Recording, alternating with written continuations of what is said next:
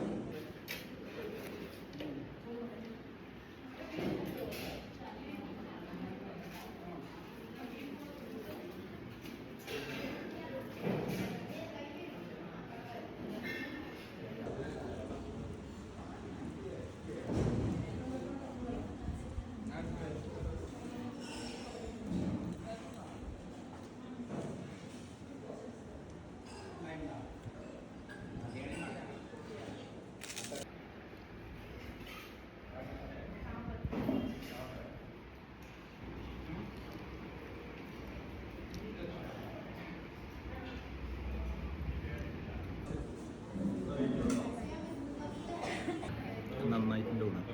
നല്ല ടേസ്റ്റ്, നല്ല ഉഷാർ, എല്ലാം നല്ല ടേസ്റ്റ്.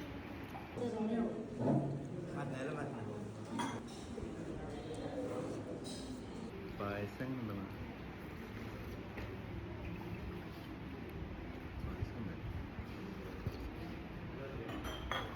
നന്നായിട്ടുണ്ട്.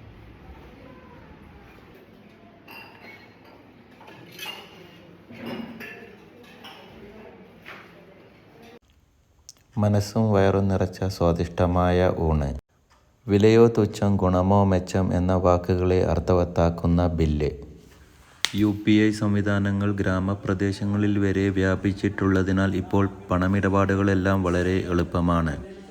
ഒരിടത്തും ചില്ലറക്കായി കാത്തുനിൽക്കേണ്ടതില്ല. പുറത്തിറങ്ങിയപ്പോൾ കണ്ട കാഴ്ച വ്യത്യസ്തമാണ്. ധാരാളം ആളുകൾ കാത്തുനിൽക്കുന്നു. ഇപ്പോൾ സമയം ഏകദേശം 2 മണി കഴിഞ്ഞിരിക്കുന്നു. പാർക്കിംഗ് സ്ഥലങ്ങളെല്ലാം വാഹനങ്ങളെ കൊണ്ട് നിറഞ്ഞിരിക്കുന്നു. ക്രിസ്മസ് അവധിയായതിനാൽ ഇവിടേക്ക് ധാരാളം സന്ദർശകരെത്തുന്നുണ്ട്. അവരിൽ ഭൂരിഭാഗം ആളുകളും ഇവിടെ നിന്നും ഭക്ഷണം കഴിച്ചാണ് മടങ്ങുന്നത്. ഹോട്ടലിൻ്റെ ചുറ്റുഭാഗവും നല്ല വൃത്തിയായി സൂക്ഷിച്ചിരിക്കുന്നു.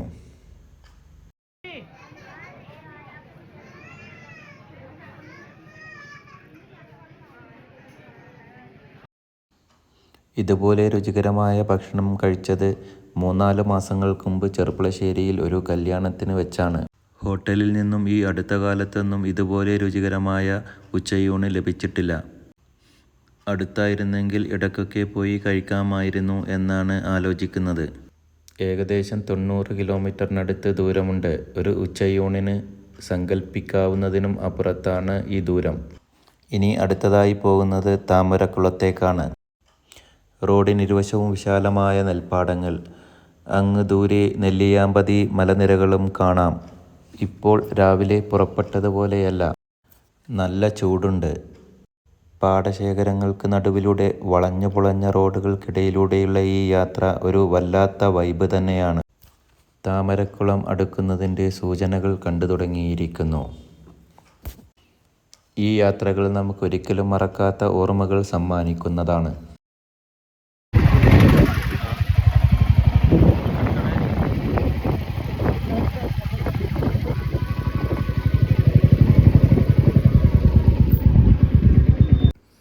യാത്ര തുടങ്ങിയപ്പോഴുള്ള സന്തോഷമെല്ലാം മുഖത്തുനിന്ന് അപ്രത്യക്ഷമായിരിക്കുന്നു. വെയിലിൻ്റെ കാഠിന്യത്തെക്കുറിച്ചാണ് പരാതി. ഇനിയും ഒരിക്കൽ കൂടി ബൈക്ക് യാത്ര ആവശ്യപ്പെടുമെന്ന് തോന്നുന്നില്ല. പാർക്കിംഗ് സ്ഥലത്തിൻ്റെ ഒരു വശത്ത് ഐസ്ക്രീം വണ്ടിയും പോപ്കോൺ വണ്ടിയും 1-2 ഓലമേഞ്ഞ കൊച്ചുകടകളും സഞ്ചാരികളെ കാത്തിരിക്കുന്നു. ഉച്ചയായതിനാൽ ആളുകൾ വളരെ കുറവാണ്. വൈകുന്നേരങ്ങളിലാണ് ഇവിടങ്ങളിൽ ധാരാളം സന്ദർശകർ എത്താറുള്ളത്. രാത്രി 9 മണിവരെ ഇവിടെ പ്രവേശനമുണ്ട്. ഇവിടമാകെ ധാരാളം ദീപങ്ങൾ കൊണ്ട് അലങ്കരിച്ചിട്ടുണ്ട്. രാത്രിയായാൽ അവയെല്ലാം തെളിയും. അകത്തേക്ക് പ്രവേശിക്കാതെ ഒരു മരത്തിൻ്റെ ചുവട്ടിൽ നിന്ന് ഇവിടുത്തെ ഭംഗി ആസ്വദിക്കാനാണ് ഞങ്ങൾ തീരുമാനിച്ചത്. ഇനിയും വെയിൽ കൊള്ളാൻ വയ്യ. കുട ചൂടി നടക്കുന്ന ആളുകളെ കണ്ടപ്പോഴാണ് കുടയുടെ കാര്യം ഓർമ്മ വന്നത്. കുടയുണ്ടായിരുന്നെങ്കിൽ സുഖമായി നടക്കാമായിരുന്നു.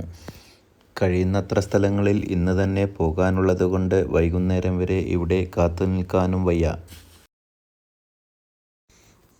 ഇനി എന്നെങ്കിലുമൊരിക്കൽ ഒരു വൈകുന്നേരത്ത് ഇവിടെ എത്താം എന്ന് തീരുമാനിച്ചുകൊണ്ട് തൽക്കാലം ഒരു ഐസ്ക്രീമിലൊതുക്കി ഞങ്ങൾ അവിടെ നിന്നും അടുത്ത ലക്ഷ്യസ്ഥാനത്തേക്ക് യാത്ര തുടർന്നു.